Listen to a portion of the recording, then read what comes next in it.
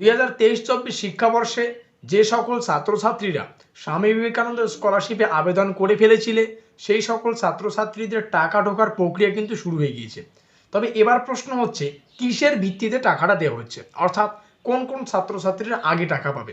অনেকেই মনে করেন যে ছাত্রছাত্রীদের টাকা হয়তো নামের অক্ষর অনুযায়ী দেওয়া হয়, অর্থাৎ যাদের এ দিয়ে নাম শুরু তারা আগে পাবে, যাদের জেড দিয়ে নাম শুরু বা পরবর্তী লেটার দিয়ে শুরু তারা হয়তো পরে পাবে। পরবর্তী আবার অনেকেই মনে করেন যে পরীক্ষার নম্বর অনুযায়ী, আমি পরীক্ষায় বেশি নম্বর পেয়েছি আমি আগে টাকা পাবো, আমি পরীক্ষায় কম নম্বর পেয়েছি তাহলে কি আমি পরে টাকা পাবো।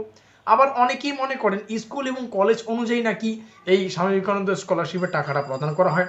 আবার অনেকেই মনে করেন যে পারিবারিক ইনকামের উপর ভিত্তি করে কিন্তু টাকাগুলো আগে এবং পরে দেওয়া হয়। ওয়েল, আজকের এই ভিডিওটিতে আমরা এই গুরুত্বপূর্ণ প্রশ্নটার উত্তর সম্পর্কে বিস্তারিত আলোচনা করব। দেখো, প্রথমে আলোচনা করা যাক নামের অক্ষর অনুযায়ী।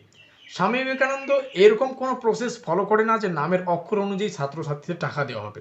দ্বিতীয় যে গুরুত্বপূর্ণ তথ্য সেটা হচ্ছে স্কুল এবং কলেজ অনুযায়ী। এই বিষয়টাও সম্পূর্ণ ভুল যে স্কুল এবং কলেজ অনুযায়ী কিন্তু সেই টাকাটা প্রদান করা হয়। যদি একটা স্কুলে বা একটা কলেজের প্রত্যেকটা ছাত্র কিন্তু একসঙ্গে টাকা পায় না, এই বিষয়টা তোমরাও জানো। পরীক্ষার নম্বর অনুযায়ী, সেটাও কিন্তু ভুল ধারণা, সম্পূর্ণ ভুল ধারণা। পরীক্ষার নম্বর অনুযায়ী স্বামী বিবেকানন্দ স্কলারশিপের টাকাটা প্রদান করা হয় না। তাহলে এই ধারণাগুলি ভুল। তবে কিসের ভিত্তিতে টাকাটা দেওয়া হচ্ছে এটা তোমাদের মাথায় প্রশ্নটা আসতে পারে। তবে কিসের ভিত্তিতেই স্বামী বিবেকানন্দ স্কলারশিপে টাকা দেওয়া হয়, দেখো তোমাদের ক্ষেত্রে জানিয়ে রাখা ভালো, বিভিন্ন ভেরিফিকেশনের পদ্ধতিতে কিন্তু এই স্কলারশিপের টাকাটা কিন্তু প্রদান করা হয়।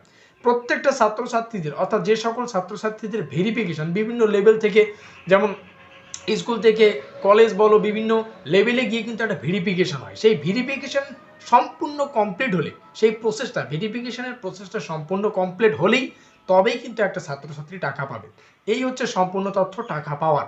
যদিও যাদের SMS এসেছে তোমরা অবশ্যই জানো এবং অনেকেই ছাত্রছাত্রী টাকা পেয়ে নিয়েছো, ঠিক আছে।